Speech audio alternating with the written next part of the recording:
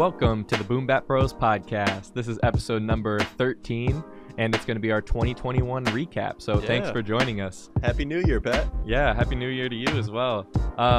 My name is Pat G. You can find me at PatG563 across social media, and I've got my co-host with me, Al. Hey. You know, excited for the new year, for everything we have going with the podcast and beyond that.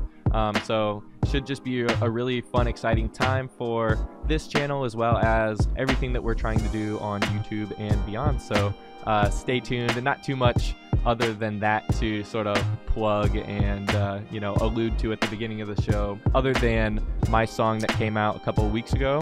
We talked about it last episode when we interviewed the featured artist on that song, Marcellus Angel. And so if you want to go ahead and check that out, the song name is Drop It by Pat G, and it's featuring Marcellus Angel. That was a great song to work on, and we had a lot of fun putting it together. So we think you'll enjoy it. It's just a really fun vibe if you're, going to the gym or even just riding around town, just hanging out. Like, I think it's just more of a celebratory vibe, just having fun, having a good time. Yeah, so it's a great one to dance to. I dig it. Yeah, thank you. More to come, obviously, along the way. 2022, my project is upcoming, but we're not here to talk about my music today. We're here to talk about all of our favorite stuff from 2021. Al, I wanted to check in with you, how you thought 2021 was versus some previous years for hip-hop releases in general and just the music that we were getting out. Yeah, I feel like in 2020, the year before, it was a bit of a lull. I feel like a lot of guys and girls out there were waiting throughout the pandemic and like working on their craft during that time off. And in 2021, it really showed because we had a ton of good projects come out. I think this is one of the best years we've had in like the past decade or so.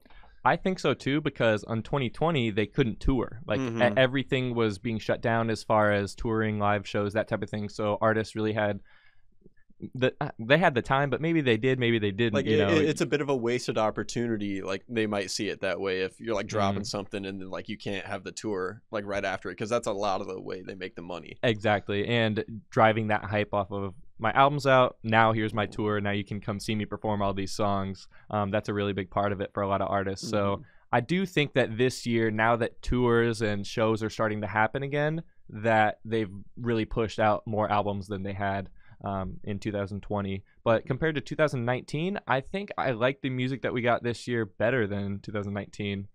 Just personally, maybe it was because they had a little bit of extra time to marinate on it and let it progress and work while they were waiting to release their next project. But I just think in general this past year was way more stacked than like any I could remember in maybe like the past 3 or 4 years. Yeah, like maybe some of the big years I remember, like 2013, 15, 16, those were all pretty hot. I would say that 2021 could be right up there with those really big release years where a ton of artists put stuff out. Well, even just with like the Tyler album and the J. Cole album, those are two of my favorite albums ever.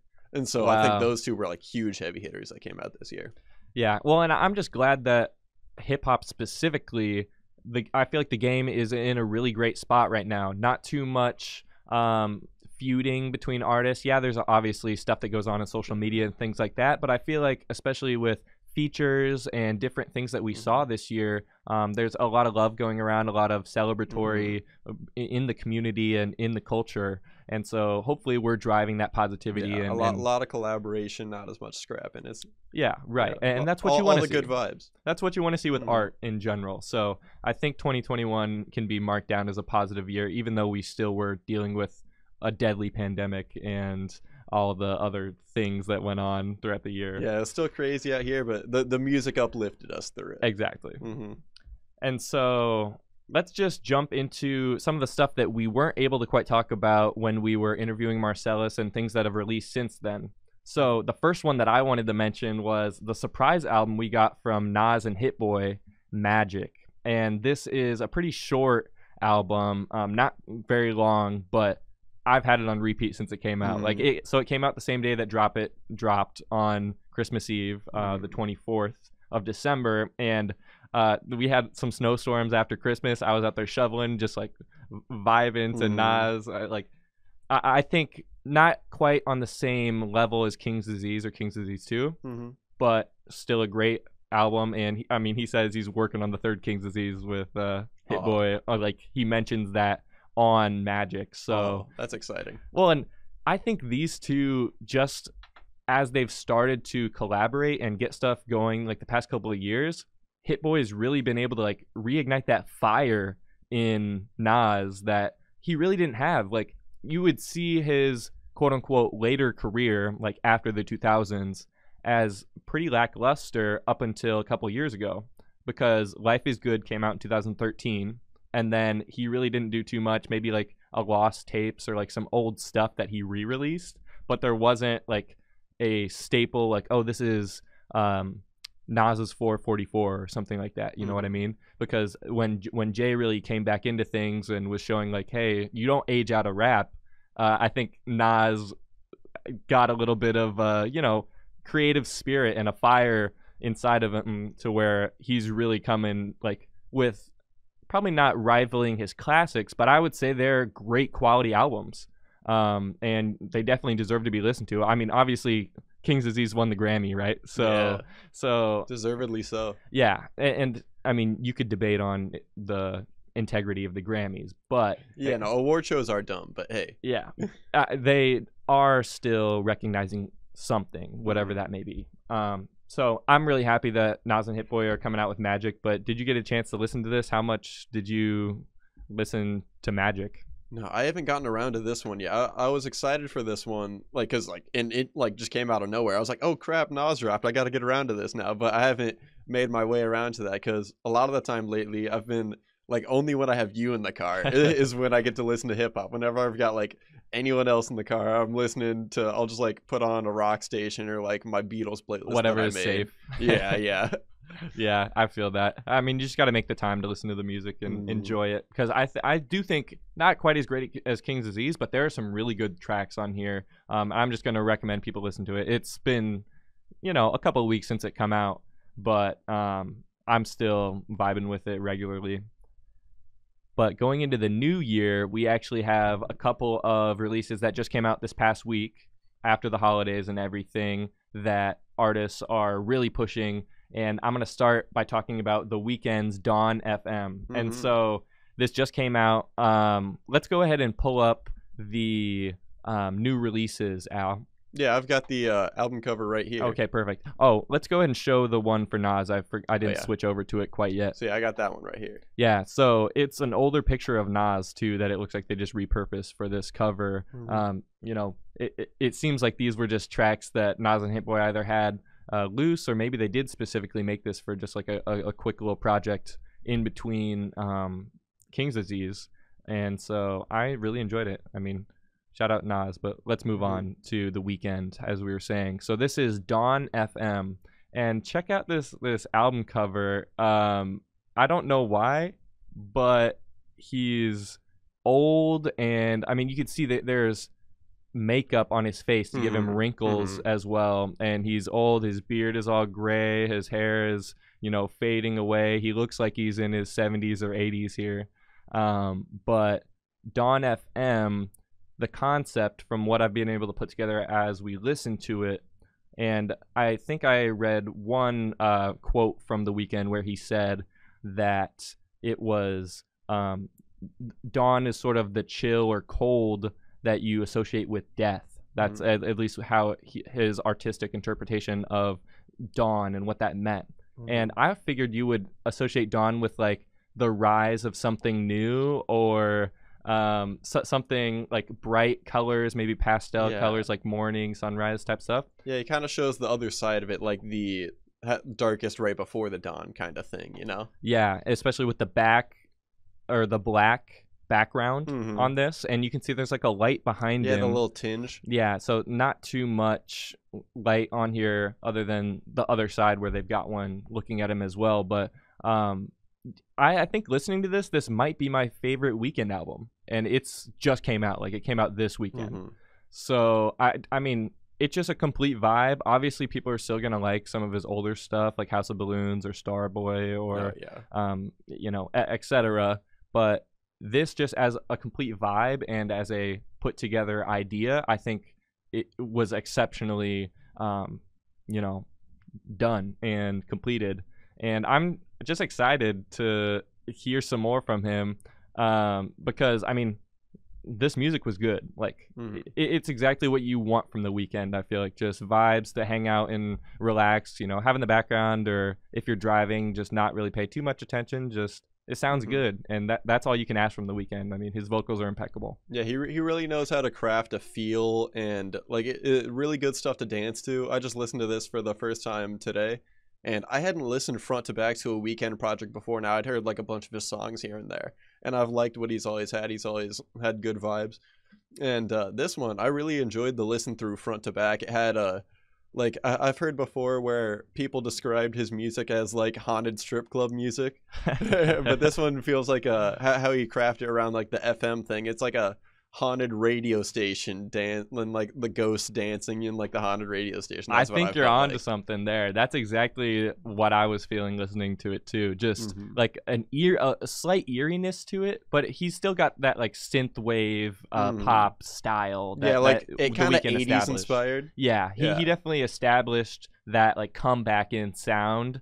with that 80s type synth night drive style, and that's still here. You know, it's not a crazy departure from his previous work, but I would say it's just an evolution, and he's adding on to his repertoire. Yeah, like a different interpretation of it. Yeah, exactly. And I enjoyed it. Like, it was a good vibe, and, I mean, shout out The Weeknd. I think that he's very courageous for also putting an album out in January, right at the beginning of the year, too.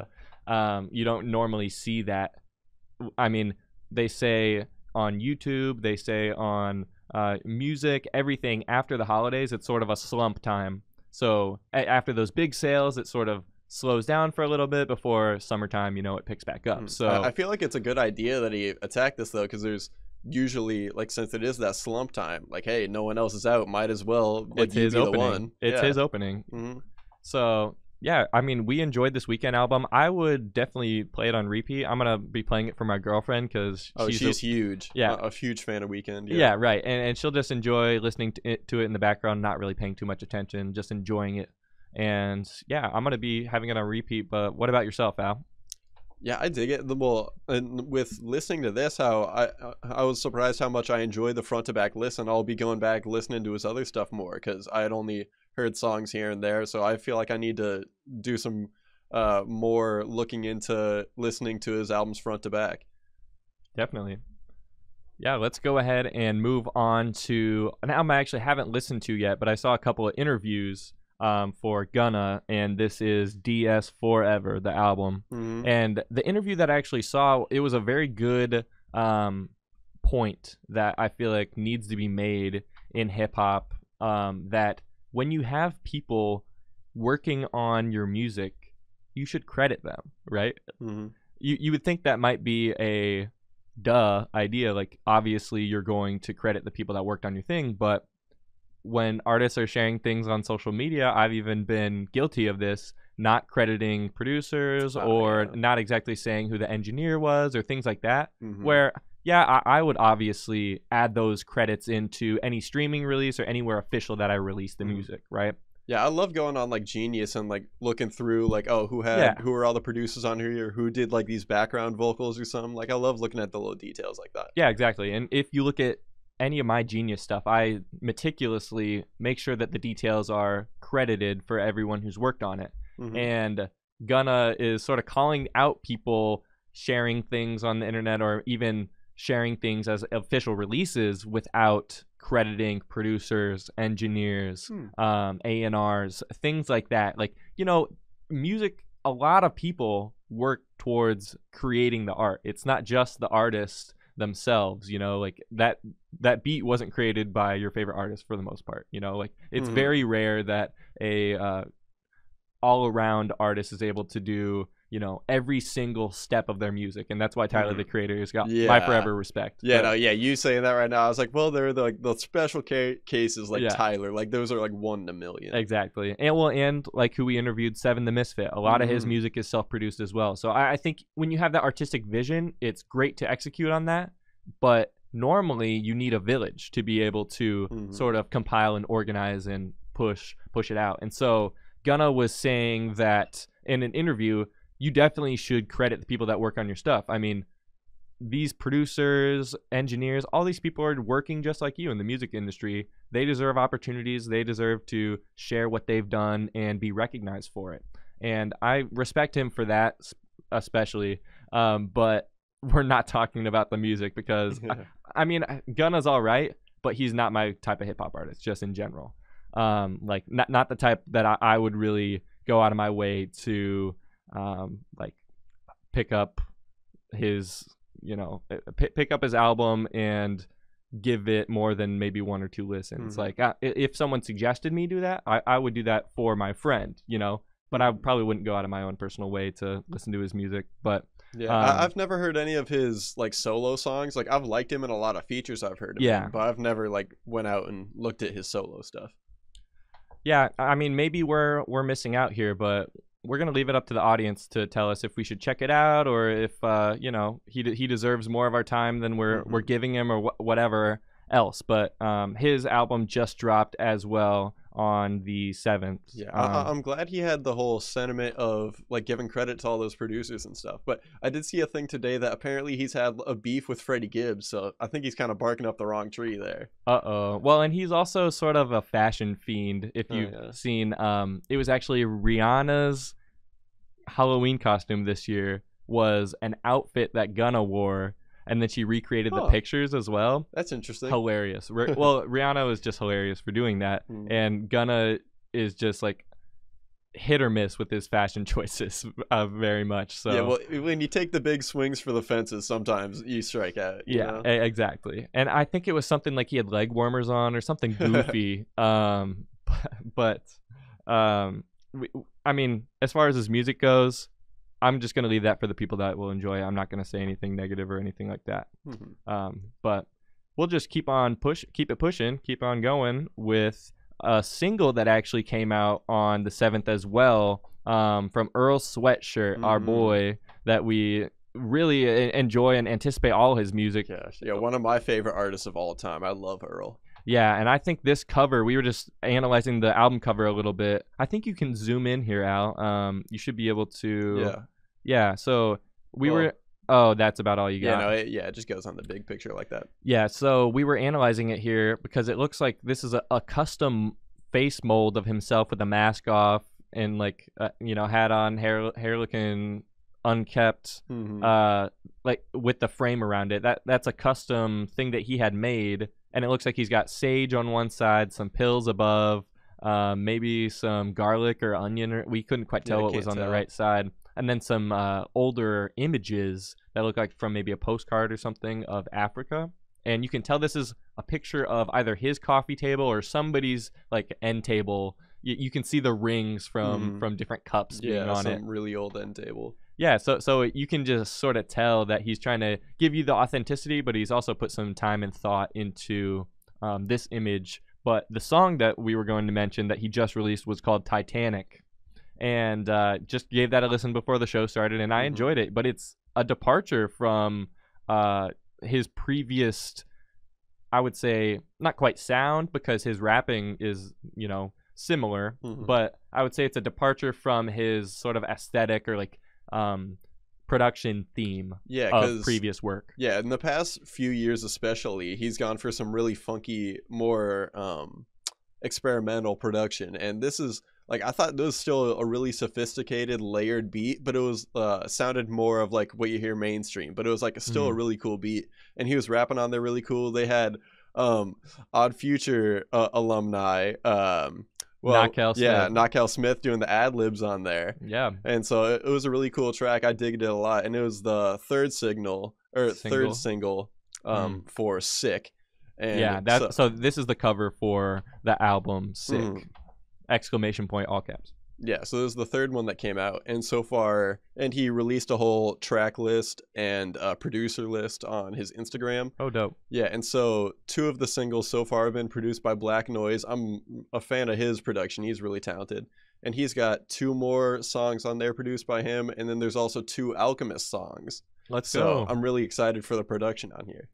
Yeah, I mean, it sounds like he's just been reaching out to different collaborators of his that he, has had a good relationship with, and this is a project that I'm anticipating. It's probably what 10 songs, not that long, but it should still be an enjoyable listen through. So yeah, ever since I don't like stuff, I don't go outside. Everything's been like 30 minutes or less with him, pretty much. But super short. It's been a lot of tracks and like a lot of good shorties, and so I'm excited for whatever he has coming out next. Definitely. In the same week, on the 14th, we're getting YBN Cordae from A Bird's Eye View. He's yet to, as of this recording, release a track list, but here's the album cover for From A Bird's Eye View. I think this cover is pretty cool, and you can tell it's a painting. It looks like a picture from far away, but it's definitely like you can see the brush strokes and things like that if you really get close. Well, even on Cordae, it's like a painting of a painting. Exactly. Yeah. It's a bit meta. And you got the whole like ladder on the right side there.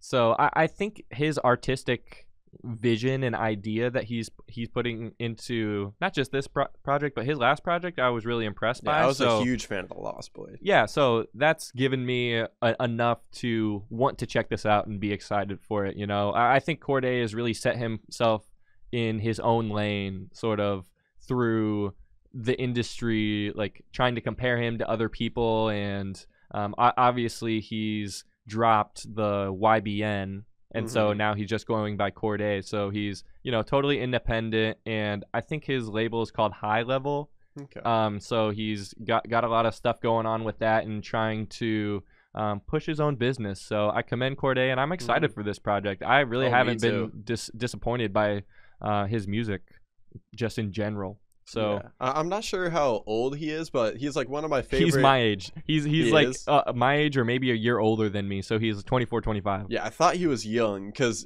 he's one of my favorite like guys I would label as like an up and comer as far as the rap game. He's one of my favorites that have only had like a few things out so far. Yeah, and we'll see where he goes from there. I think that the future is just looking up for an up and comer like him. So shout out YBN Cordae. I guess not YBN anymore. Drop the YBN. They didn't own it, according to his one single. Yeah, see, that's so odd, but you got to do what you got to do. I feel like that whole clique, he definitely came up on top for the rest of them, and people weren't thinking that at the height of their like popularity. So good on him, man. Shout out Cordae, and shout out From A Bird's Eye View, his newest project coming soon. Yeah, super excited for that one to come. And next, this is something that I didn't really have on my radar, but if you recall in our interview with Seven the Misfit, we actually talked to him, and he said one of his inspirations was this rapper Token. And I really haven't heard too much of his stuff, but I've seen a couple of his YouTube videos, just things that he's done for clicks. I mean, I feel like this is the type of guy that will make like those freestyles with some controversial bars just to get attention on his newest release. So Token, Pink is Better, Never Too Different is coming out as well next week. And so we'll see how that goes. I am probably going to ask Seven if he's got a couple of tracks that, he would recommend me listening to, because I'm sure he's going to listen to this and check it out as a fan. So Token, Pink is Better, and then in parentheses, Never Too Different is the name of the project. So we'll check that out, but I really didn't have much to say about that. I just wanted to mention it in here because just something to keep on your radar. So, and obviously I want to be a little bit more inclusive with our music selection as well, because I mean, going with the Gunna recommendation as well, it's not something that we might listen to, but our audience might enjoy it and might check it out for themselves and recommend it to us, or recommend us a couple of tracks that more fit our preferences and the music that we like. So yeah, between the two of us, we have a similar lane of like what we kind of like, so it's good for us to branch out more. Yeah, definitely. But one group or duo, you can call them, that I know doesn't disappoint, and I'm honestly surprised I didn't hear about this earlier. It sort of went under my radar until I went out on my way to look for it, is EARTHGANG. And so their next project is called Ghetto Gods, and you can see the little logo there at the bottom, but this is the cover for the single, what was it called? Something American? Yeah, American Horror Story. American Horror Story. Yeah. So we just listened to that track about 5 minutes. It was a good vibe too. I mean, both of them just get into really great pockets. I feel like in every track that they are able to jump on together, they just find a dope pocket in the beat and say some thought-provoking lyrics and just have it be a good vibe. And I definitely think that this track gave me enough of an incentive to want to go ahead and like pre-save their album and get ready for it as it's coming out on the 28th of January. So we're skipping a couple of weeks because I didn't see anything in between the 14th and the 28th noteworthy.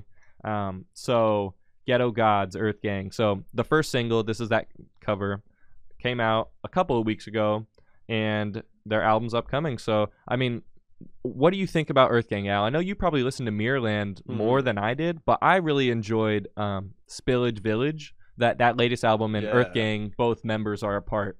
But I mean, what are you looking forward to specifically for their upcoming album? I mean, just more of what I heard on the single, and yeah, I was a really big fan of Mirrorland. I liked what they did on Spillage Village and with everything with the Revenge of the Dreamers. And so, yeah, I think they're a couple of like super talented artists. They both have great bars, and like the way they play off each other and like go back and forth is really cool. So, yeah, I'm just excited to hear what they have coming out. And yeah, I'm a huge fan of EARTHGANG, definitely.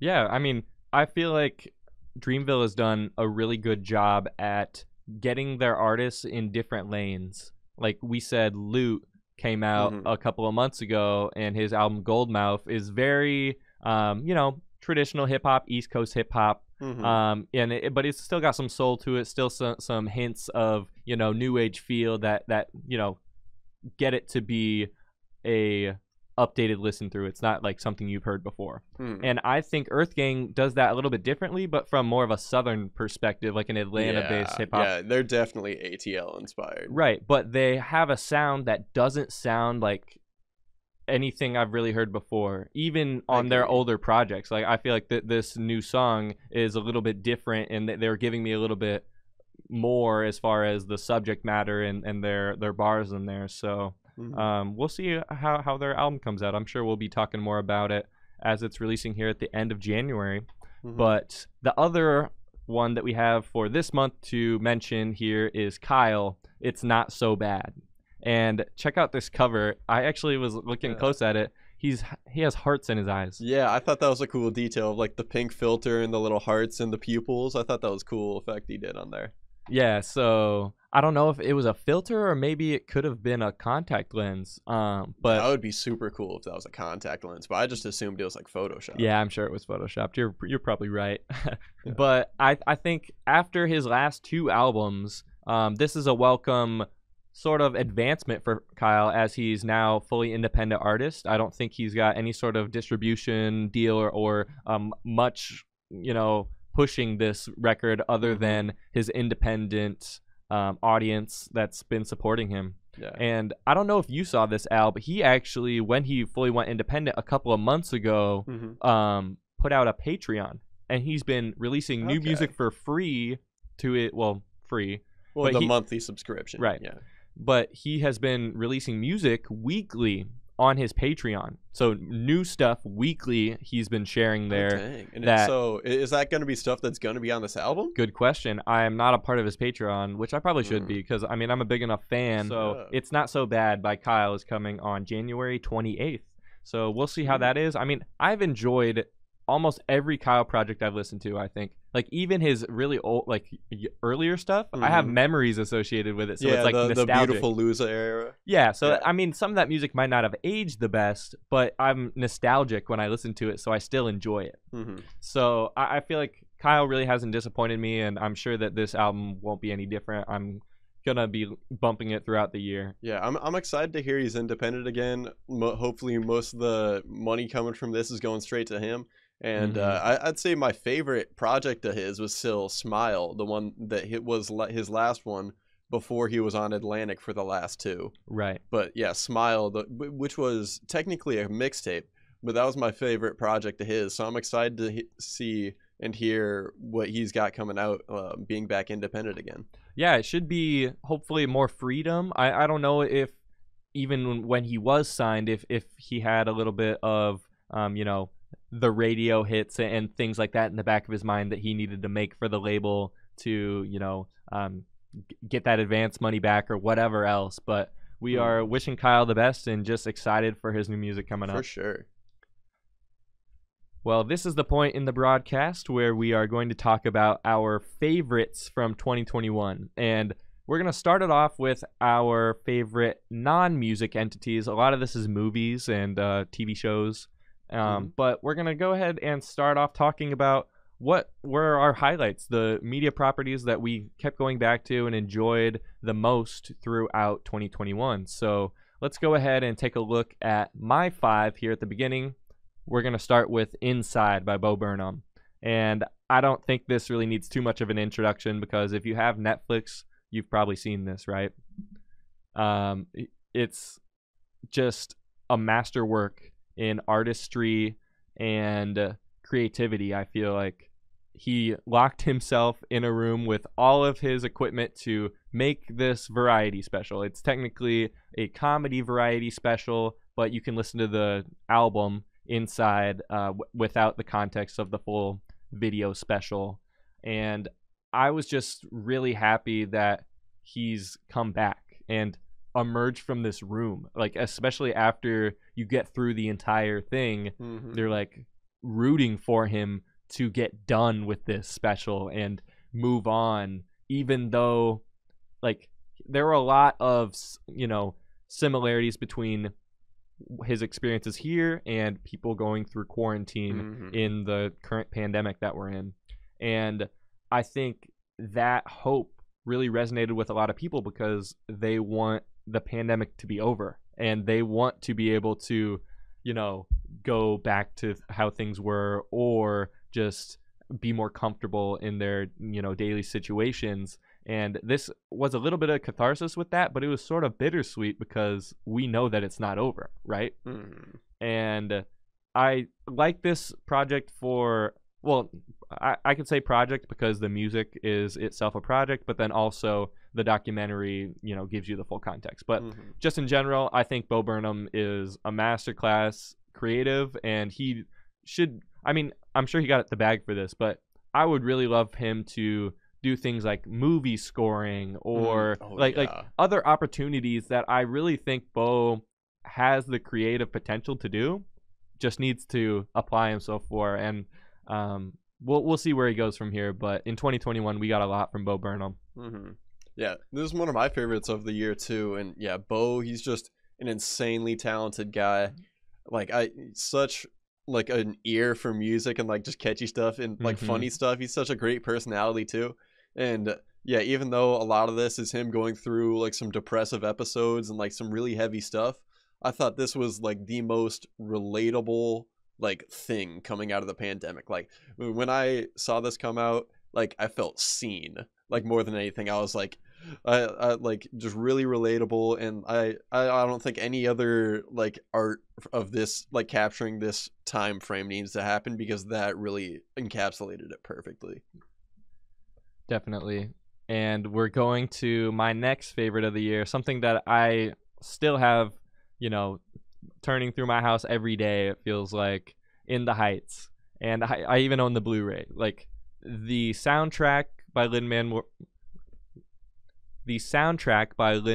Miranda has been polished up and even improved upon by these other actors that are coming in to do the singing on it from the original stage show on Broadway about probably 10-12 years ago, something like that.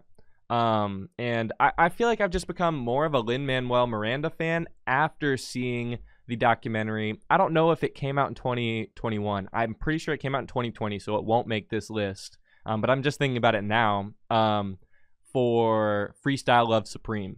Oh, yeah. The freestyle troupe that Lin-Manuel Miranda created and was a part of at the early 2000s into the 2010s when his life totally changed when he started making successful plays In the Heights and then Hamilton, obviously, after. And so I just enjoyed the hell out of this movie. I can still like go pop in the movie and sit through it and sing to every song and have just a fun experience, a heartwarming experience. Like, this was also a great memory because it was the first movie that we saw back in theaters this year after the theaters were closed for quite a while. So I was able to get a free ticket. Like, we got 2 free tickets to see it, and I cried watching it, not gonna lie. It was amazing. And then we knew we wanted to, you know, support, so we bought the DVD or the Blu-ray ourselves, and we can watch it whenever we want now.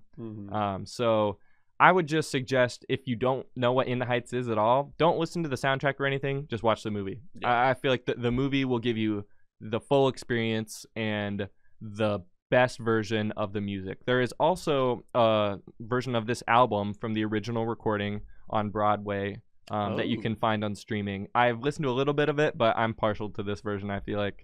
So I gotta recommend In the Heights because I really enjoyed this movie. Yeah, you and Amelia, I feel like over the last year, reference this thing constantly. Like, you guys love the heck out of it. Well, and I really liked it and watching it too, but you guys ran with it like crazy. Oh, yeah. Well, since it came out last summer, I just feel like it's just been on rotation, either the music or the movie itself. It's just been something that we've been able to enjoy. And I feel like as a young person, you can identify with the struggles that Usnavi and even Nina with her college experience. Like, there's a lot of things for young people to empathize with and wanting more for their life or to achieve their dreams or chase their dreams. It's a definite watch if you're into musicals or sing-alongs, anything like that. But for the story alone, I would recommend it. So that's In the Heights. I mean, I don't really have much more to say. You got to check it out. You got to check it out. Man. Now here's my next one, Shang-Chi and the Legend of the Ten Rings. I was not expecting this movie to be as good as it was. Like, I was not hyped or like super excited like I was for Spider-Man or anything for this one. I just caught it when it came out. I mean, I'm a big enough movie buff to where I want to start another YouTube channel about it, and I go opening night to movies, right? So I saw this opening night, and I was blown away. I think it's probably the best character origin since Black Panther. That's high praise. Yeah, I would definitely give it the best like solo Marvel movie, like you know, one character focused Marvel movie since Black Panther for sure, because like everything about this movie, from the fights to the interactions between the main characters to the family dynamics, I thought it was really well put together. And I mean, the CG looks amazing. I'm just excited for more Shang-Chi, and maybe we'll see if they integrate Iron Fist into the mainline MCU. I'd be interested to see that, but I don't know. I think I was really excited of some of the other people they integrated. I don't want to spoil anything, but yeah, I would be less likely to see Iron Fist because I know there wasn't as many fans at his show. So what I'm thinking is, how, if you've seen the Iron Fist show, obviously they have a lot of the same themes and like stuff that they hit on. Maybe not themes, but like same background and like comic book stuff that they're taking from, I guess, because Kunlun and you know, all of the things that they see and show you in Shang-Chi, they talk about in the Iron Fist series. Okay. And so I think they really could bring back Iron Fist, but not the male Iron Fist. They would do the woman who, I mean, I'm just going to spoil Iron Fist. So from the comics. Well, no. Or the show. Yeah. I'm spoiling the Netflix show, so big spoilers for Iron Fist Netflix show. Season 1, not great. The fights were not great. But Colleen Wing, the character, best part of the show. In season 2, they give her so much more to do, and by the end of season 2, she's Iron Fist. Okay. She has the power of Iron Fist. I mean, she's in New York. She's Iron Fist. That's it. At the end of season 2, and they haven't touched back on any of that as far as the Netflix properties until we'll talk about a little bit later. And so they could definitely bring Colleen back into the MCU and have her either be in the Shang-Chi sequel or, you know, just to rope back in all the common themes and, you know, stuff that they've set up in the Marvel movies and series. So Shang-Chi, you definitely got to check out if you haven't watched it. But, I mean, we also love the Marvel movies. They're not everybody's jam, but I really enjoy them. Yeah, I would definitely say Martin Scorsese is wrong. They're cinema. Like, they're not the best made things out there. There's definitely better stuff, but like, it's still cinema. Yeah, it gives you all the emotional beats to be a great story. So I would give it enough praise to put on my top 5 list. And I mentioned this a couple of weeks ago on the podcast, but the documentary A Man Named Scott, telling Kid Cudi's story throughout his career from the origins to where he is now and everything that he's gone through. We talked about Kid Cudi in length with Seven the Misfit, right? Or was that with Marcellus? I'm not sure. It was one of the interviews. Yeah, so we talked in length about how much we love Kid Cudi and how... Actually, yeah, no, I think that was Dakota 7. I think we talked with him. Yeah, so you can hear more of my thoughts there, but I just wanted to mention this and say, if you haven't, definitely check this out. It's on Amazon Prime. You can stream it there and support Kid Cudi, man. I think he's unsung a little bit and needs more like recognition and praise, because the award shows never really gave him that. Some artists did. I would say more now, because people influenced him are now starting to get more popular than maybe they were before.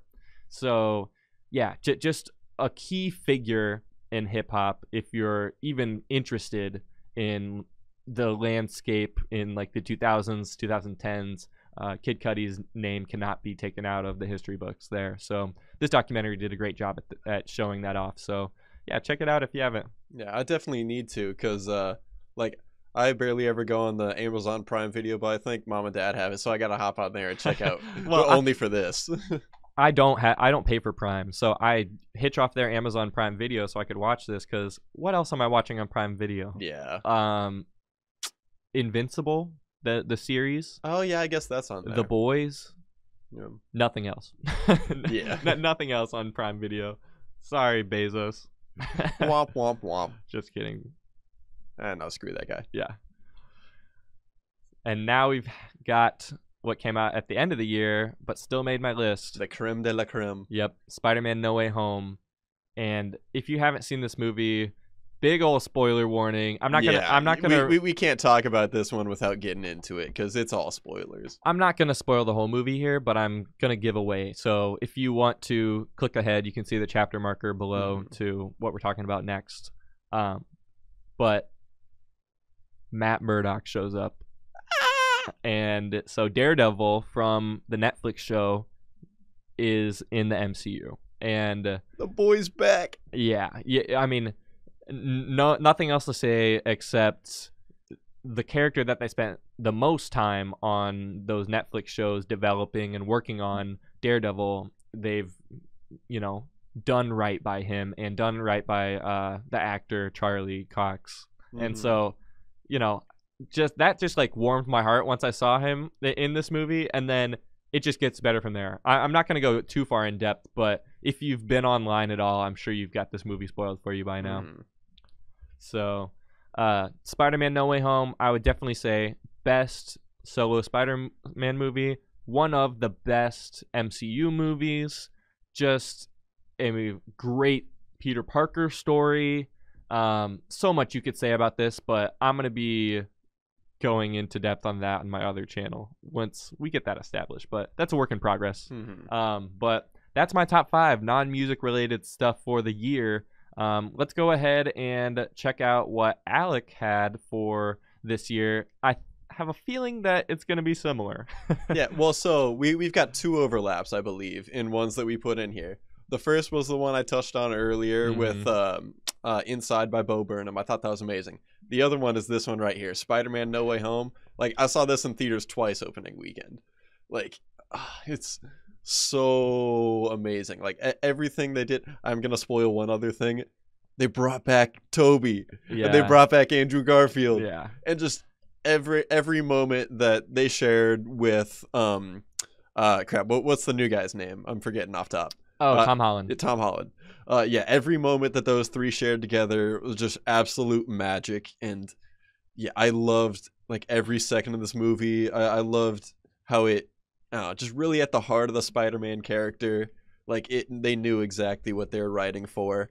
And like I loved how it ended off where they left Tom Holland's Spidey at, and yeah, just everything about it. Like, I've been telling you all my praise, like, since even before we were done watching the movie. Like, this is my favorite movie of all time. Like, Spider-Man is one of my favorite characters of like anything of all time. Like, with great power comes great responsibility. Like, I'm gonna get that tattooed on me someday. Like, I live by that, like, all the time. I think that's an amazing quote. And yeah, I'm just in love with this movie. It's my favorite movie of all time. Man, and they really did right by the other two Peter Parkers, but I'm going to do a whole video essay on that with all my thoughts. So if you're interested in that, I will, be promoting it here on the podcast. Yeah, I'm super excited to see you putting that out, and like the going through all the other Spider-Man stuff leading up to it. Like, that should be a pretty cool video coming out. Yeah, and so let's see what else you had on your 2021 list, Al. What else did you enjoy? So, like I was talking about, Inside is also here. The other Marvel installment I have here, Loki. I was really a fan. This is my favorite of the TV shows that they've been putting out this year. I thought Loki was really fun, and it was really good on his character and like the different versions of him that they brought in throughout. And especially and Owen Wilson was great in it too. Even though they kind of that he wasn't as big in it in like kind of the middle episodes and then came back towards the end, but he was really funny. I loved him in there. And I loved like the final episode of Loki is just amazing. How they brought in like the big bad of the show, and I'm really excited to see how that goes with these characters in the future. So yeah, that was my favorite of the TV shows that Marvel put out this year. And so I'm really hyped for how that's gonna spin off to like further seasons and affect the further movies and everything. Yeah, if you haven't been following along the Marvel stuff this year, all of their stuff has jumped into the multiverse this year. So 2021 was really the year of the multiverse, and Loki expands upon that, gives you all the different variants versions of him and other characters as well. And obviously we see that again with the No Way Home Spider-Man movie. And so I'm just excited for where Marvel's headed in the future, because as you said, the big bad at the end of this is going to come back. So it'll be fun to see where they go. But I feel like this podcast is getting taken over by Marvel stuff. Yeah, well, hey, we're comic fanboys. Like, we love the superhero stuff. We're just little kids on the inside. What can you blame us? You got to keep the joy. Yeah, like this is the era. Like, since Disney, I know it's Disney, but like since they got it and they've just been pushing it out. Like, there's some of the growing pains in there, but they've had a ton of cool stuff they've done with it. And they're funding successfully all of these projects too. Like, these are making money, so they're just gonna keep pumping them out. Oh yeah, excited for that. And then here's another one on my top 5 that my girlfriend got me into this show. So we watched the first season, and the second one just came out. The second season just came out in November here. So she had to watch that while she was back in the U.S. here, because apparently they don't have it in Hulu across seas. And so this is about like Catherine the Great and her like rise to power. And it's like a comedy drama. There's a lot of funny stuff and like intrigue and all that. And it's basically just like a historical, well, like semi-historical, as the first season is called a sometimes true story, and then the second season is like a pretty much completely untrue story. And so it's like a historical comedy drama like that. And reading up about Catherine the Great like before like watching the show was cool, and so it's just been really fun watching that. And it's just all that, and hey, they get to say cuss words and wear old fancy clothes, so what's not to like? Yeah, I mean, it looks like a fun time. I could see this being a series that Amelia and I would watch together and enjoy, so I definitely think that it's got a lot of potential with the historical setting, and they don't have to be very true to the history books either. They can take their walk away from what actually happened and just have fun. So yeah, I mean, you enjoyed it. What was your favorite part about it? Was it the performances? Was it the writing? Was it how it was shot? definitely the two that are on the poster here. Great acting by these two, and even Elle Fanning is a producer on the show as well. Oh, she's very young to be a producer. Yeah. Yeah. Yeah, so her performance has been amazing. Like, she is a great actress of like everything she's been going through, and just seeing her getting like more clever and conniving as it goes on, and like she comes in as like all innocent and everything. It's super cool to see how she's evolved throughout the show. And Nicholas Hoult, who I had only known from being Beast in the X-Men movies before this, he's been great as Peter, and he's really good at getting you to hate him. And well, I definitely agree. From First Class, Days of Future Past, and then what there was Apocalypse, and then the last one, Dark Phoenix. Yeah, I feel like his character goes back and forth, but I definitely lean on being like frustrated and mad at him more than sympathizing and like liking him in those movies. So I could definitely see the actor doing a similar portrayal of the character, to where you're like, should I root for him? Should I hate him? Well, it's impressive because it starts out like super like, God, I cannot stand this guy, and it like gets so far of like you hating him, but then like somehow it's like you get to a point eventually, it's like, wait a minute, do I feel bad for him? Wow. And it's like, wait a minute, am I like not actually that mad at him? But then you're kind of reminded, yeah, no, screw this guy. That's a good character trope to have. Yeah, so it's been really fun. Like, those are amazing actors, and like a lot of the other ones in there, like I'm rooting for Catherine more than anything in the show. Like, I'm rooting against most of the people in there because they're kind of going against what she's trying to get done. But like, yeah, it's a lot of fun stuff. Cool. Yeah, and yeah, another one on my list. Oh, I can't make that one bigger. But yeah, we were talking about this one in one of our previous episodes, the Beatles Get Back documentary. I'm actually on my second watch through of this thing, which is kind of crazy because it's like 3 different episodes that are each like 2.5 hours long. Man, that's a dedication. Yeah, so I'm already back on to, like, I was partway through the 3rd episode again. So I've been loving nerding out about this ever since I found out about it. And yeah, just witnessing their whole process of like finding the sound and like creating an album, and for specifically a live performance where they're all having the instruments perform at one time, and they're not having to rely on their overdubs and backing. And so yeah, it's just really cool documentary, and seeing the dynamics between the other Beatles at this like pretty much almost breaking point, because it's like right before the end. And so it's just really cool seeing these super like talented like geniuses, and how they can't quite mesh, and like how they work it out despite some of their disagreements.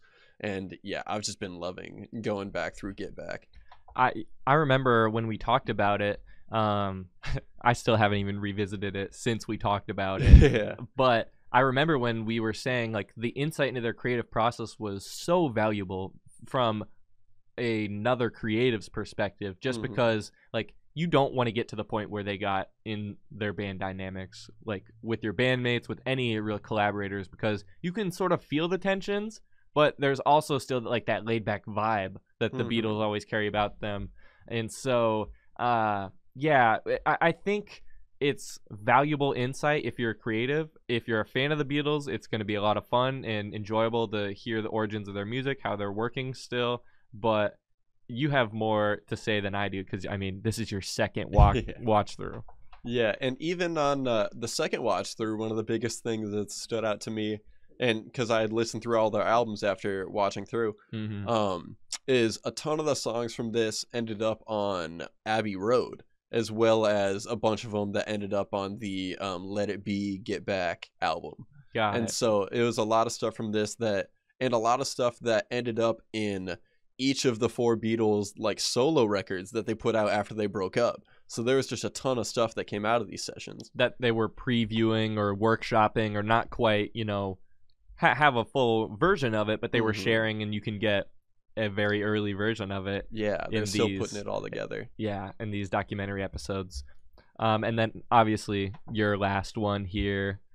Yeah, Spider-Man No Way Home. I said my piece on this one. I just adore this movie, and God, I might have to get the DVD or Blu-ray for this one, so I can watch it back whenever I want. Well, even though it'll be on Disney Plus, it'll be good to have physical of it. See, that's what I think too. Music, movies, any real art that you're trying to support, streaming is very nice and convenient. But if you're looking to support the artist, give them something that will put money in their pocket. Buy a physical version. You know, do something that will actually contribute to their success more than a couple of streams, because I mean your Disney Plus stream or your Spotify stream does not add up nearly as much as actual purchase. So just my piece about supporting creatives that you enjoy. Yes, sir.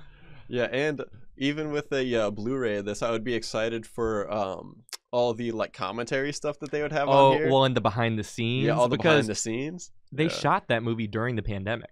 Yeah. If I'm thinking correctly, it was shot in 2020 or early 2021. So they were able to, even with some tough situations and parameters, especially then, like people weren't as efficient at, you know, wearing masks, testing, that type of thing at that point. Yeah, where it'll they be are interesting now. to see how they worked around that. Yeah, so I'm just still ecstatic about writing about it. It just has me, you know, feeling joy and feeling like, oh, this is going to be such a fun experience just to work on. Thinking back to the watches of it, I'm just giddy.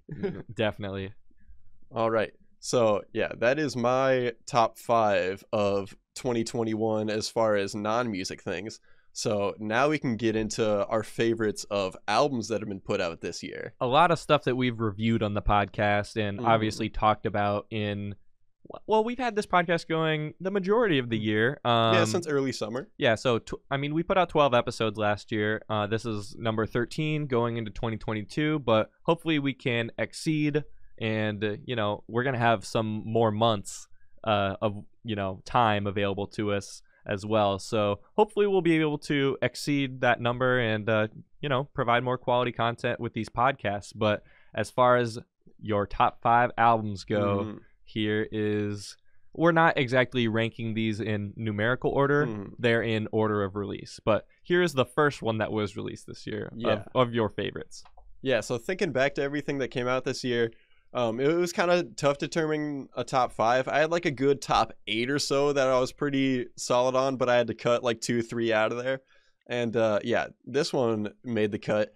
Brockhampton Roadrunner New Light New Machine came out back in like February. Before we started the podcast then, so we didn't quite have the opportunity to break it down. Yeah, and I was a huge fan of this one. I remember like riding my bike listening to this one. And there's a ton of bangers on here. I loved all the collaborations they did on here. There's a really cool song with JPEG Mafia, a cool one with A$AP Rocky and A$AP Ferg, and then another one with Charlie Wilson. And so those were like the real highlights for me. But yeah, a solid Brockhampton album, and my favorite one that they've had since they got rid of Amir. And so yeah, this is a good step up, I'd say, from their last couple that they put out.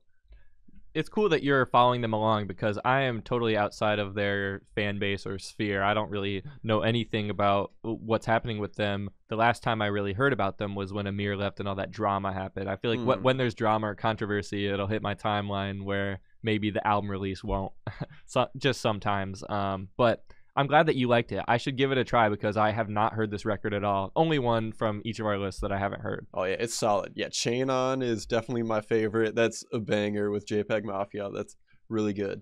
But like, I was a huge fan of the Saturation trilogy when that came out. Like, those are amazing albums. I feel like a lot of people have some really great memories associated with those projects as well. That was a great summer.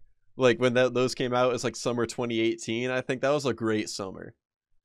And so, yeah, I thought it was a bit of a, like, not bad albums that they put out since then, but I didn't think they quite reached those heights. And I think Roadrunner is getting back towards, like, they might not be able to ever get back to those 3, because the feel on those was just amazing. And it was just it was like a moment in time. I don't know if that'll be ever captured again quite, but I think their quality is like reaching back towards that in this album. Yeah, so that's the first one on my list. Next up is our first reviewed album, J. Cole The Off Season. Mm-hmm. And you heard all our thoughts back on that episode. And yeah, this is just my favorite J. Cole project, which is high praise because up until this one, I'd say 2014 Forest Hills Drive kind of went back and forth like among the like 3-4 favorite albums of all time that I've ever listened to, especially in hip hop. And this one, I feel like even surpassed those like super high heights that he set. Wow. That's a shocker. I don't think you've even shared that take with me before. That's my first time hearing you say that. Yeah, so this is one of my favorite hip hop albums ever. And yeah, even I think somehow got past 2014 Forest Hills Drive, which I didn't think could happen. But I think it might have beaten it. I might have to listen to Forest Hills Drive again because I've always loved that album. But I think this one topped it, which I was really surprised that this album got topped again for me as far as my favorites of all time. Tyler, the Creator, Call Me If You Get Lost, which, like, I didn't know how this happened with my two favorite rappers of all time, Tyler and J. Cole, both dropped my favorite album by them, like, this year. Like, Call Me If You Get Lost, I didn't know if anything could beat Wolf or Flower Boy. Those kind of went back and forth as my favorite from him. And then he put this out, and I was like, I don't think his rapping has ever been on this level. Like, the production on here is amazing. I love the feel that DJ Drama put on it. And yeah, I think I'd put this one as number one right now for my favorite rap album ever is Call Me If You Get Lost. Sheesh. Yeah, so those two were like easily my musical highlights of the year. And another one I was a huge fan of is Vince Staples by Vince Staples, who is another one of my favorite artists. I don't know if he's not quite in the top two with Tyler and J. Cole, but he's probably in the top 5, I'd say, as guys out active right now. And this is a really cool, tight project, 10 songs, no skips, like 2 interludes in there, so I think like 8 songs, but everything's good in there, especially we'll get into it later. One of the ones off here made my top 5 songs of the year. Same. And yeah, I was really a fan of this project. I loved the production by Kenny Beats. I think these two together really fit into a nice pocket. So I was a huge fan of Vince Staples by Vince Staples. And then finally on here, King's Disease 2 by Nas. I thought this was a great sequel to King's Disease 1. I'm not sure which one I would prefer between the two, but it's been a great comeback for Nas since Nasir and all his previous stuff before in the 2010s and even the 2000s. I think this might be one of his best since his like great 90s run. I would agree. And so yeah, I've been a huge fan of King's Disease 2. And it's funny, one of the ones I've replayed the most is one of the ones I'd put lower as far as songs on here, YKTV. Like that, like the one where YG comes on there, that's a banger. It's just got replayability. It's just a great playlist song, I feel like. It definitely bumps in the whip. Shout out to Dead End Hip Hop. Yeah, with that phrasing, FIFO specifically. Yeah, shout FIFO. Out. Yeah, they make great work. And yeah, so yeah, YKTV and tons of other songs on here, bumping the whip. So love that album. And I think that wraps up my top 5. Yep. Yeah, I have been biting my tongue a little bit because obviously our top 5 are going to be very similar. And it's a lot of the stuff that we've reviewed in the podcast. And we shared all our thoughts. So if any of these albums are interested to you, go ahead and check out our podcast playlist. I'm sure that we have reviewed it there. You don't have to watch the whole podcast. You can just check out the part that we review it. We have all the chapters on YouTube available. Or if you're listening on Spotify, you're not going to be as lucky. You'll have to skip through. But yeah, it's good on YouTube. You get to see our smiling faces and skip through to the specific parts. Made it real easy for you. Or if you are listening through our website on Buzzsprout, we have all of the chapter markers on there as well. So let's go ahead and check out my top 5 albums this year.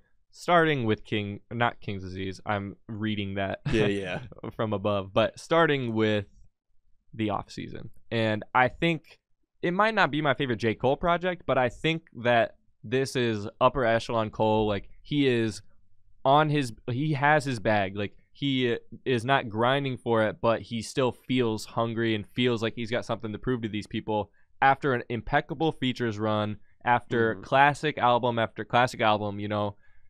like J. Cole did not have to come with the heat like this, but he chose to, and he is still showing people why he deserves respect as one of the greatest in the game right now. Yeah. And as one of the greatest, you know, like still in their prime. Like I would say, even if, you know, some people might disagree, like maybe 6-7 years ago when Cole was, you know, coming off of Forest Hills Drive, probably still working on For Your Eyes Only, people would say might have been his prime.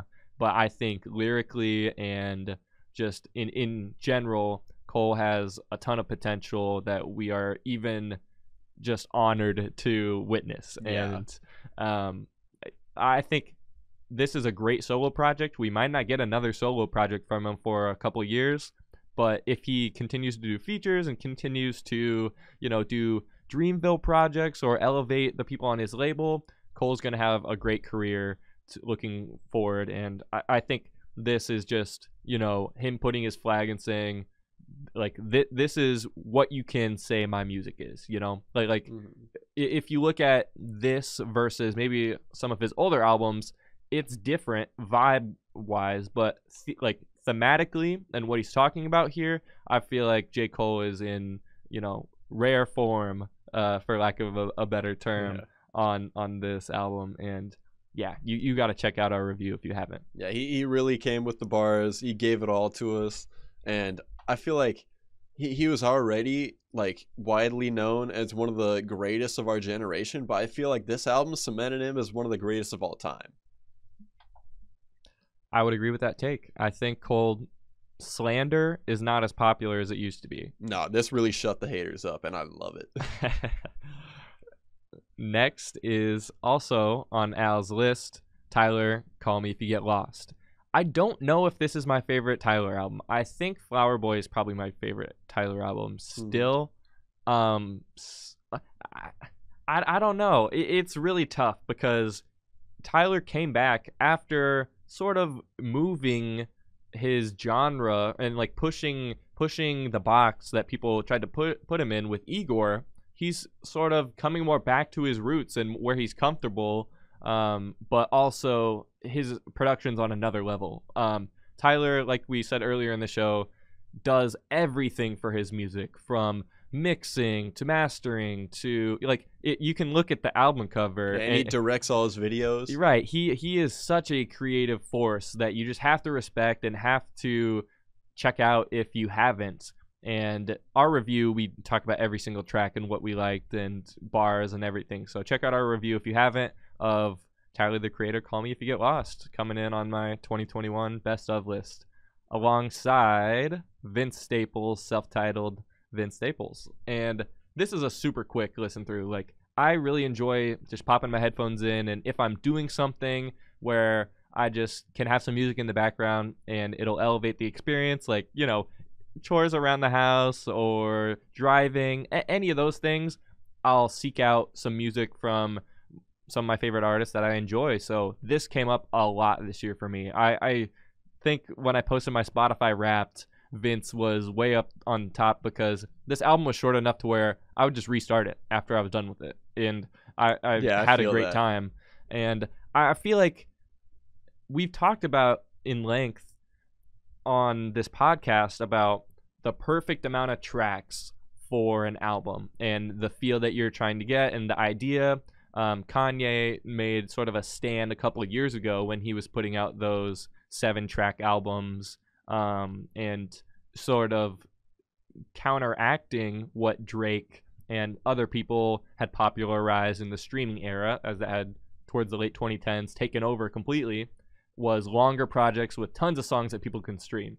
And Vince Staples is sort of more in line with Kanye's philosophy from a couple of years ago in don't give people filler. Just, you know, when you have their ears, boom, boom, boom, boom, boom, you have a couple of interludes to tie the project together, and it's great music. And you just, you know, walk away with it feeling good or you know, with the artist's vision intact. And I felt like this project did that exactly and gave us a great space for just talking about Vince Staples. Like, he's had projects in the past, but this one with Kenny Beats really gave us, I mean, sort of just like J. Cole, I'm saying this year has really given artists a spot to say, okay, this is my music, like, especially with the self-titled album, you know, say, this is my sound, this is what I'm going for, this is what you can expect from me in the future, or if you see me at a show, that type of thing. So Vince came correct on here, and I was listening to it all year long after it came out. So a lot of our stuff, though, is from the summer as we were getting the podcast going and starting to talk about our favorite music more. But let's keep on going to one that you did not have on your list. But no, this is one of the ones I was close, but just barely missed the cut.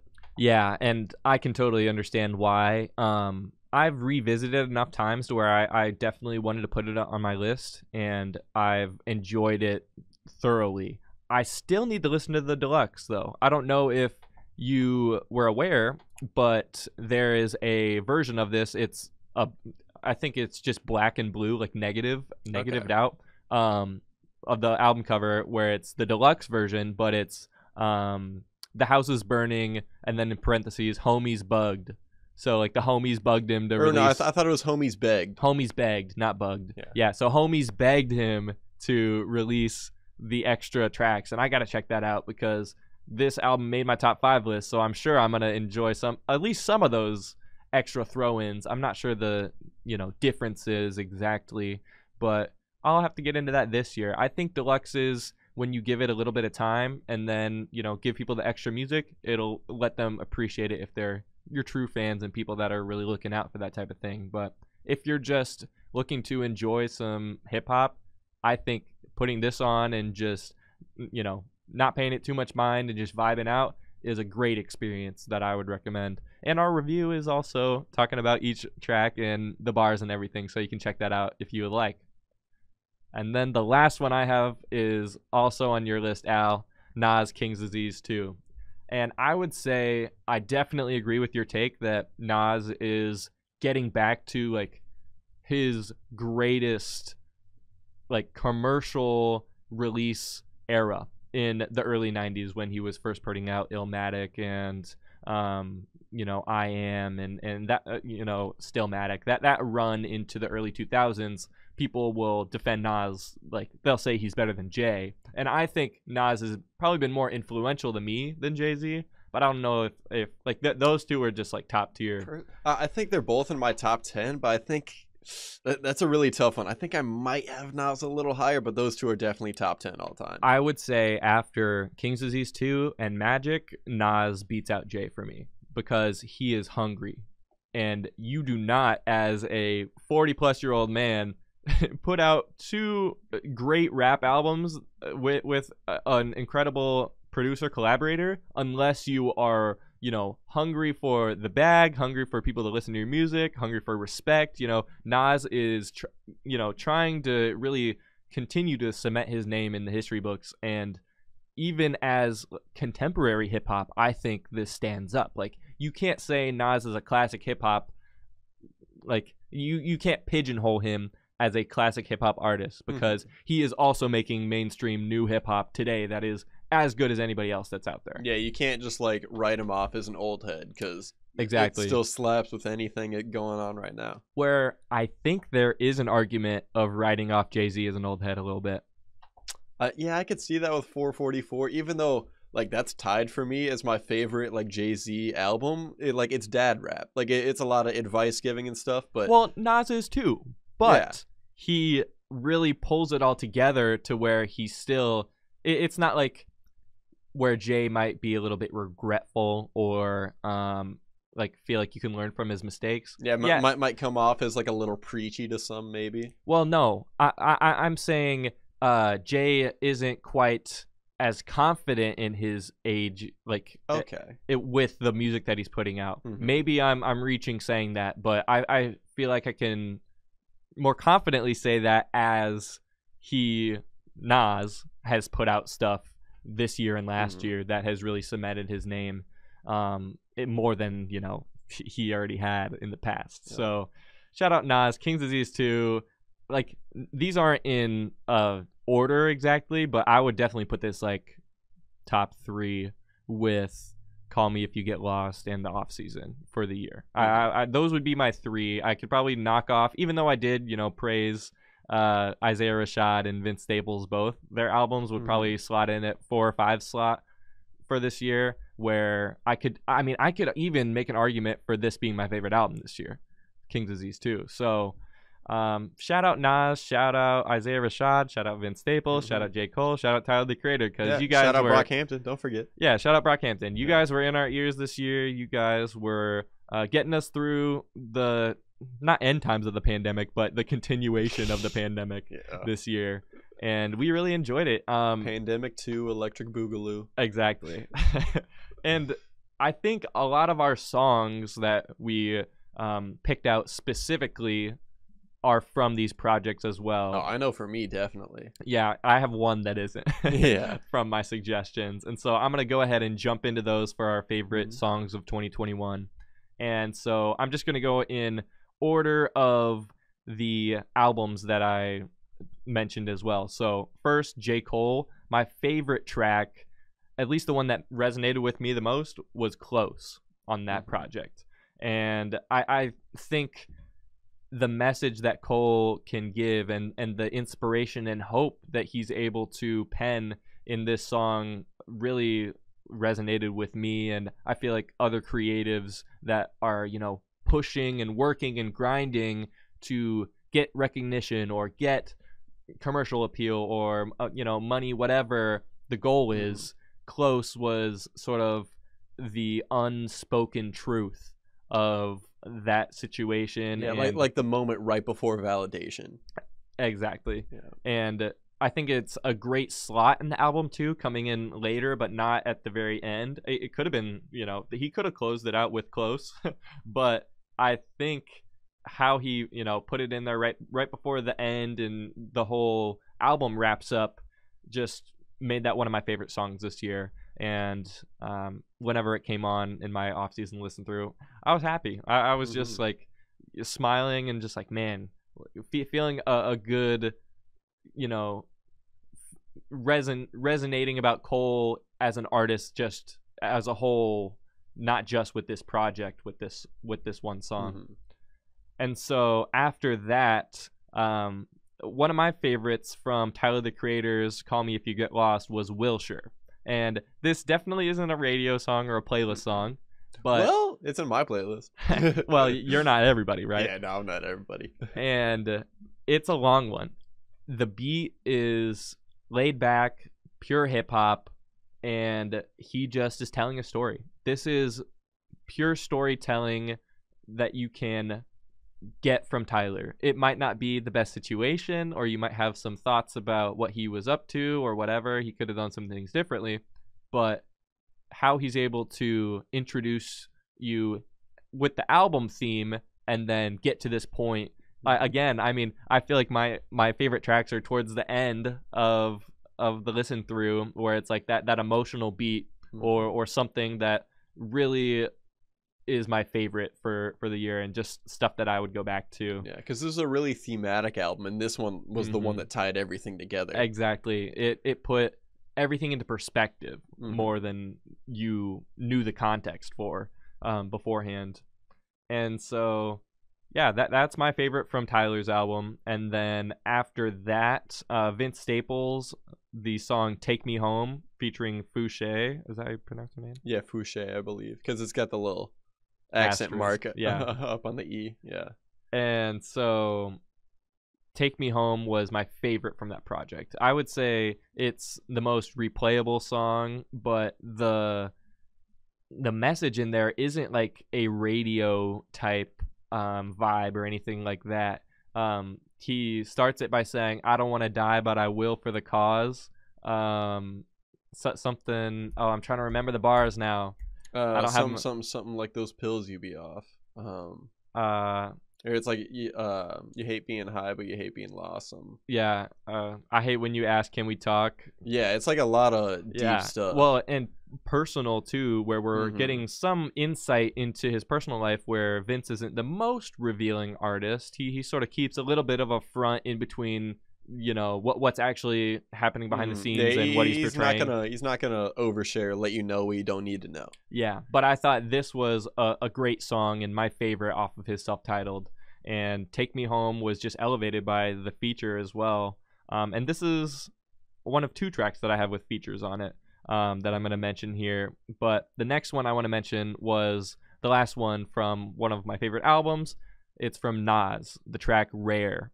I think this is my standout from King's Disease 2.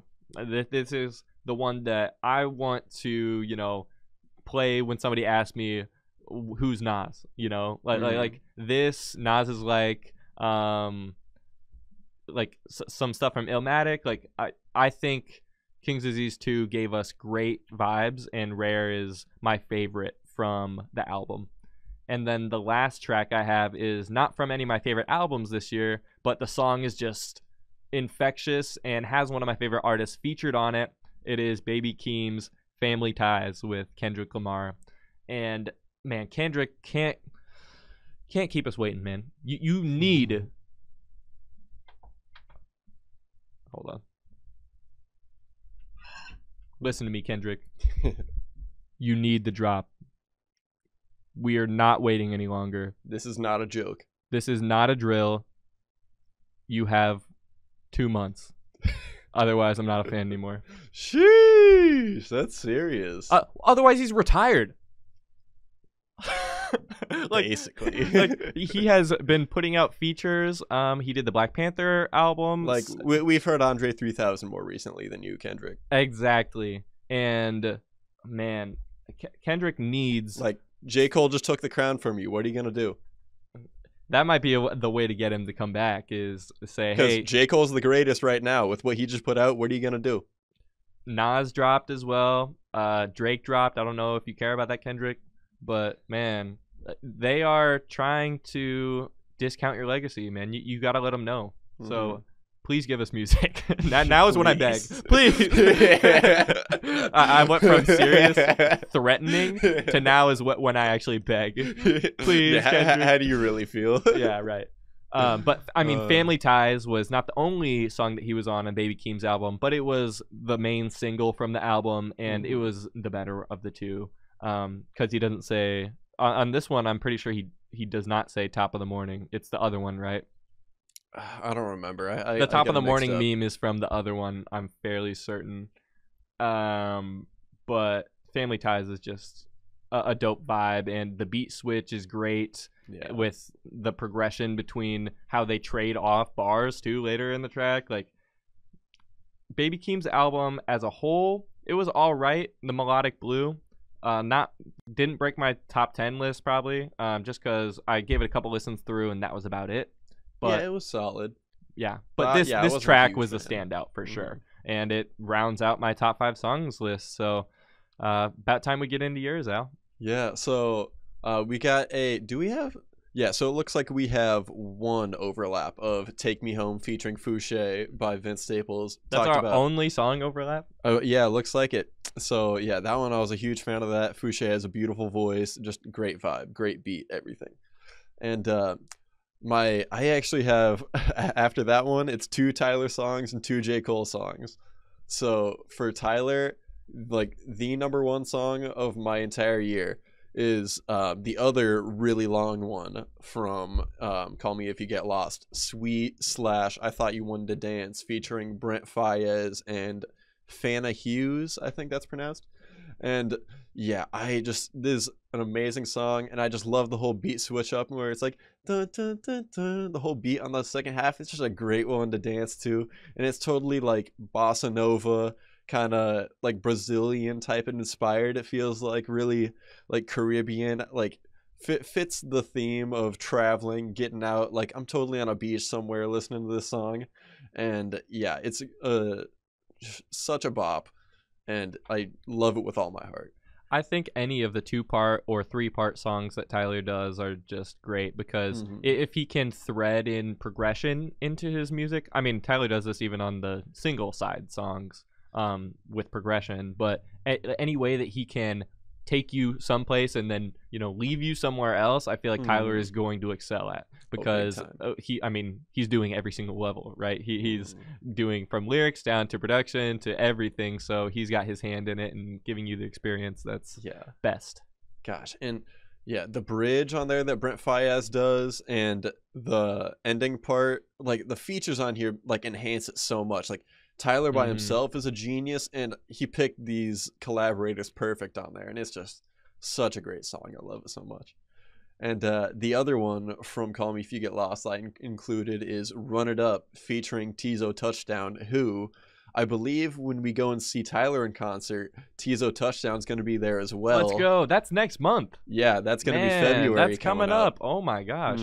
So yeah, so I'm thinking they'll be able to perform that one live, and is my other favorite out of that album. And God, that being honest here, I don't know how many times I've put this song on and I started crying. Actually? Yeah. Like the intro where Tyler's just like, he's like mad and he's talking about like, I never doubted myself, and like the whole intro of like just his confidence and believing in himself, everything in that is just so beautiful. And like the later part where it's like when you listen to this, staring at the ceiling, I want you to notice that feeling, run that shit up. Like that just hits so hard, and it's so inspirational for me. It just makes me want to run through a brick wall. I love this. So I just remember listening to this for the first time and feeling so inspired, because Tyler really has had that confidence throughout his whole career. Like from the moment he decided, I'm going to make music and this is going to be what I'm successful at, he's put everything in there, from getting his friends together and creating a group that they can all, drive their success for him, to creating Grammy-winning albums and, scoring movies. Like he did the Grinch soundtrack. Like he has so much potential, and I feel like this year just made people realize that Tyler is a generational talent, and he needs to be revered and respected with that. Like I don't even know how to put it, but it's just like magic almost, that honestly he was able to put everything of himself into his music and his confidence on every level for what he was creating. Like that complete belief in his self, in his vision, in his worth. Like through all the years of everyone telling him since he was in high school, and all the way through making all his music in the industry, and like all the different creative venues is going through, everyone's saying like, oh, you can't do this, you can't do that, or like why are you so weird or eccentric, judging him, making up controversies about him. Everyone having their own opinion, like, oh, he's so this, he's so that, and him just like always having that supreme belief and confidence. Like I just love that man with all my heart. Yeah, and he lets the music speak for itself too. And so I thought that like he's just an amazing personality and an amazing man. You would not even know what to say if you met him. You would be so I would like probably pass out. Yeah, that would be the one. I think him, Cole, like my favorite artist of all time. Like I would have to figure out how to compose myself, because I wouldn't want to waste that opportunity to say something. Yeah, no, I would be like, it just would be trying tough, to. I would just be like openly weeping and just being like, "Thank you so much for everything," and like, gosh, yeah, I would be dead. But back to the top 5 songs. Now we went off a little fanboy tangent there. Yeah. The last 2 I got on here are my 2 favorites from the Off Season by J. Cole, my other favorite artist of all time that I geek out about all the time. Yeah. And I defend him whenever haters are talking on him. I would say my second favorite is Pride is the Devil with Lil Baby. Is just great beat with the great sample of the guitar on there. Just great pockets going in and out, super with catchy. The bars, super catchy, and great like feature of Lil Baby. Like right when he comes in, like J. Cole leads him up great. Yeah, and J. Cole leads him up perfect. Like how he has like the little like part verse leading up, and then he comes in and Lil Baby finishes off the song, kills it. Like That is an absolute banger. I love it whenever it comes on my playlist. It head bopping to the max. I love that song. And then my other favorite, which I would probably say is my number 2 favorite song of the year behind Sweet I Thought You Wanted to Dance, is Let Go My Hand by J. Cole. And this one, like Run It Up, this one made me cry because I didn't think he was going to perform this one in concert. And when he did, it just, like, you were there. You saw it. It just started streaming. And I was like, no way. And, like, I don't even really know how to describe on this one. Like, I love the storytelling, and Boz elevates it. Boz is his on singing that one. on there is amazing. And the whole framework of the song of how he is, like, looking down into, like, raising his son, and, like, how he's gonna grow up and how he's gonna have to deal with conflict of, like, growing up, of being, like, the son of J. Cole and everything, and J. Cole of how he's thinking of how he wants to protect him, but how he's not going to be able to, how he, like, knows his son's going to have to, like, fight his own battles and everything. And it's just so beautiful, and it was so amazing in concert. I love that song.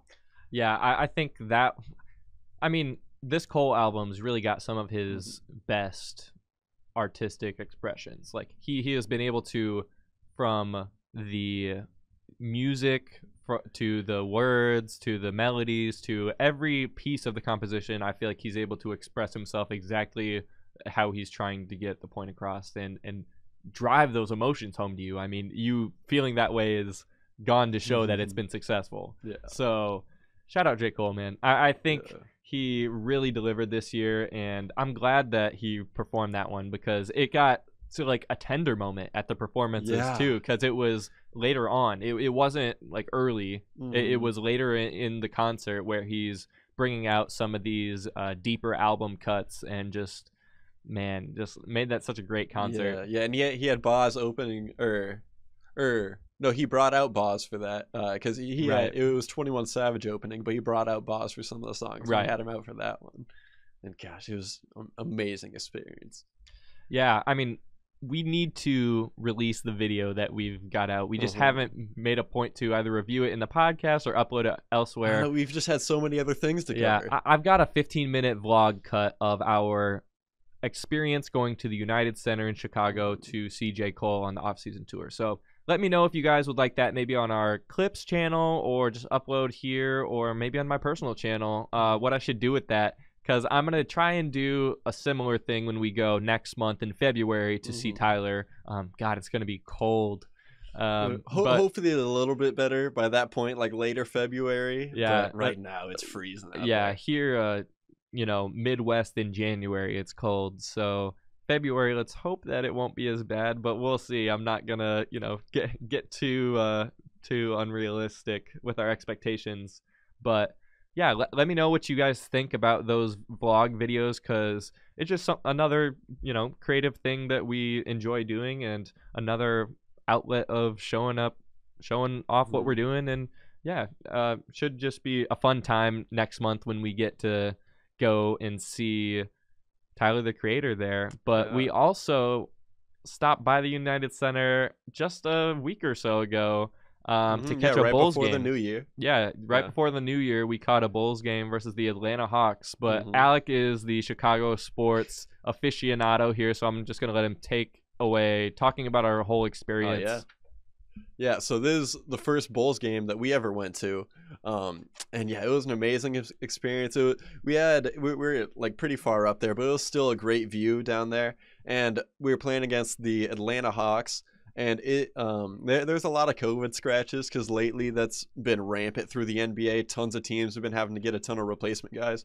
But even for a time, the Bulls had a couple games postponed because for a week they basically had the whole team down. They couldn't field enough guys. Man, I think COVID has just rocked sports, and I mean, alongside a lot of other workplaces, the people that are making the money and on top are not wanting people to leave if they're sick. They want you to be around, but the NBA's handled it in a better way than maybe some of the other sports organizations, especially a better way than the CDC changing the recommendations, and a lot of businesses not following the recommendations. So at least the NBA was good enough to take those people out and not get more infected. Yeah, they've had like 97% of the players, I believe, are vaccinated, so they've been pretty good with that. And there's stuff like Kyrie Irving, where there is a vaccine mandate in New York City, so like the Brooklyn Nets haven't been letting him play any home games. He's back now playing like games on the road in like states where they don't have that mandate.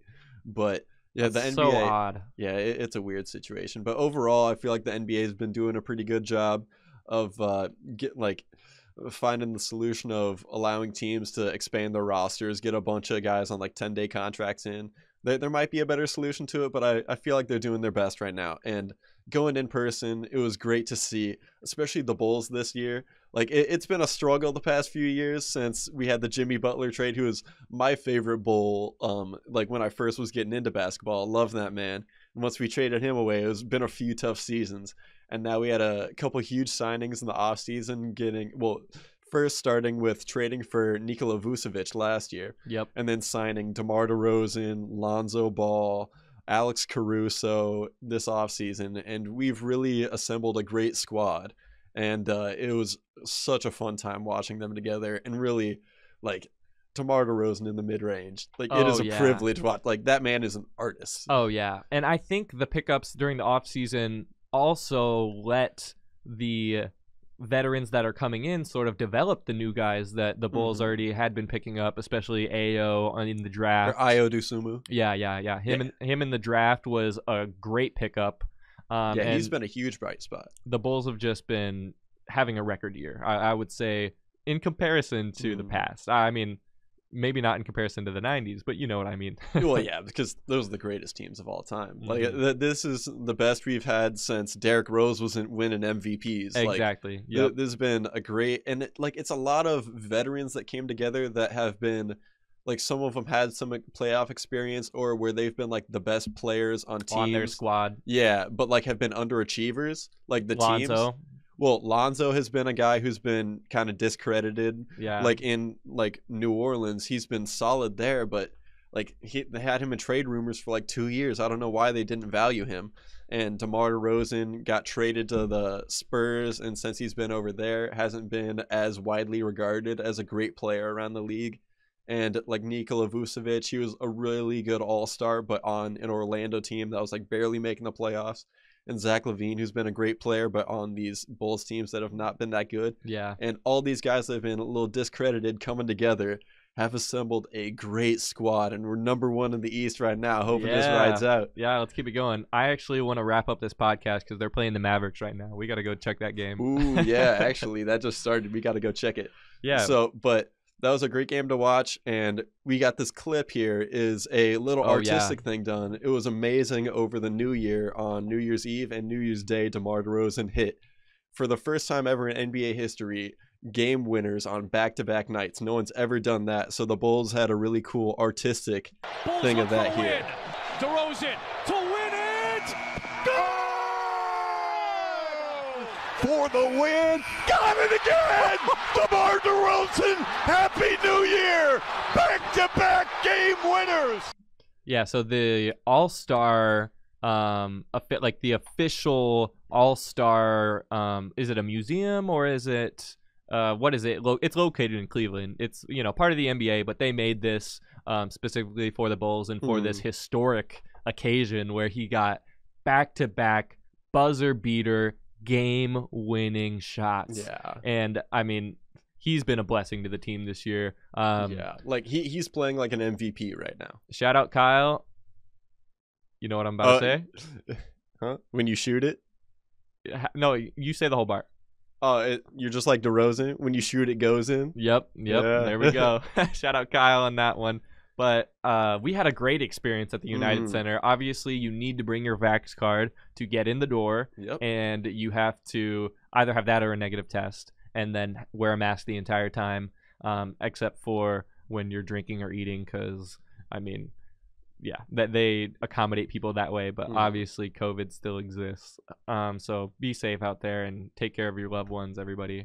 But yeah, that was a great experience. Hopefully, we can go again sometime. Really excited to go back in the UC for Tyler. It's really a great time to be in Chicago. Definitely. And a great time to be a Boom Bap Bros podcast listener. So thanks everybody for listening to another episode. This is the end of episode number 13 and our first for 2022. So we hope you guys enjoyed our recap of last year and everything that we enjoyed listening to and watching. And let us know if you have any recommendations on things that we missed or stuff that we might like that we didn't give a chance. We would love to hear it. You can go ahead and find us on social media at Boom Bap Bros everywhere. And my personal is at PatG563. Everywhere you can find me, hit me up, and love to hear from you. But anything you want to say here, Al, before we close out the show? Yeah, just a huge thank you out to everyone that's been listening to us for the last year. And we really appreciate everyone that's been tuning in. And hey, tell your friends, tell your neighbors. We'd love to get out expanding, get this thing out more. And so I'm just looking forward to a great 2022, and it's been a really fun 2021 getting this going. Yeah. Well, thank you everybody for listening, and we will be back next week with our next episode of the Boom Bap Bros podcast.